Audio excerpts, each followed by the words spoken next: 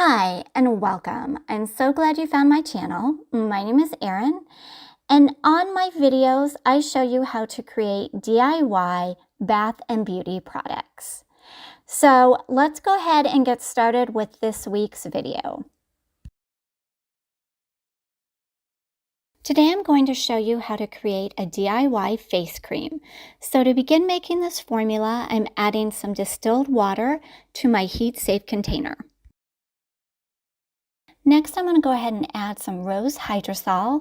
This will give our face cream a nice floral and pleasant aroma.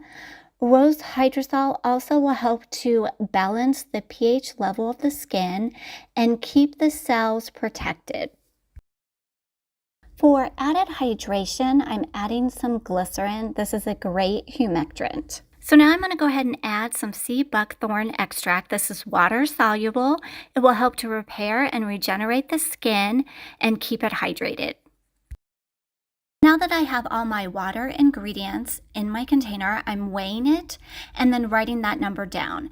And this is because during the heating process, I will lose some water and I'll need to replace it later.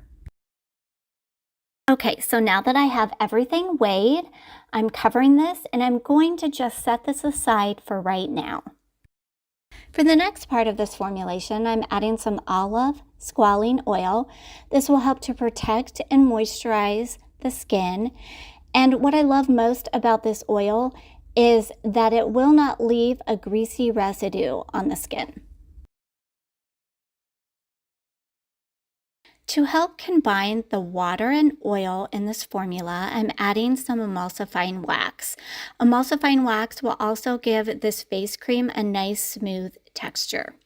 This next ingredient I'm adding, avocado butter, is a great anti-aging ingredient. It will help to moisturize the skin and protect the skin from environmental damage. Now I know not everyone is going to have access to this particular butter, so if you're looking for substitutions, continue watching this video. I now have gone ahead and covered both of these containers. I'll be placing these in my double boiler and just gently heating these until everything is completely melted. At this point, everything is melted down. I'm taking my larger container and weighing it. And compared to the number that I wrote down earlier, I'm noticing I've lost some water. So I'm going to go ahead and replace that difference with more distilled water. And now I'm adding my oil ingredients into my water ingredients. And you can tell here that it changes colors, and that is just the emulsifying process. With my stick blender, I'll be blending the ingredients. I'll be doing this for about 3 to 5 minutes, and this will help it to not only cool down faster, but it will help to make sure that all the ingredients are nicely incorporated. I now have blended for 5 minutes. Everything is still too warm to add my next ingredients. So with my heat gun, I'll just be checking the temperature periodically. And once it has reached below 113 degrees Fahrenheit, I can go ahead and add my remaining ingredients. I'm now adding my preservative, GeoGuard ECT. This will keep any mold or bacteria from growing in my face cream. After adding the preservative, I'm using my stick blender. I'll be doing this for about 2 to 3 minutes, and already you can tell that this cream has this nice thick consistency, even thicker than it was just a few minutes ago. I've gone ahead and checked the pH range of this face cream. I want to make sure it's within normal range. Sure enough, it is, so I don't need to adjust anything. It's now time for me to go ahead and put this face cream that I created today into my jar. What I've noticed is this formula is not super thin nor super thick in consistency. It's just right in the middle, which I really like. It also makes about 4 ounces of product.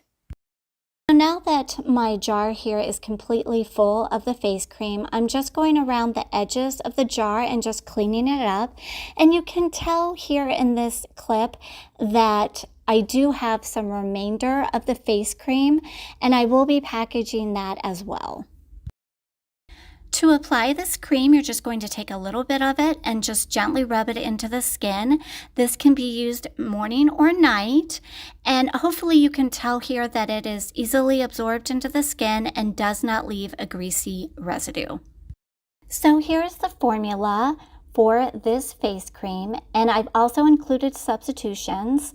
So when it comes to the avocado butter, if you do not have it or do not have access to it, you can certainly swap it out for shea butter. I think shea butter is a good substitute.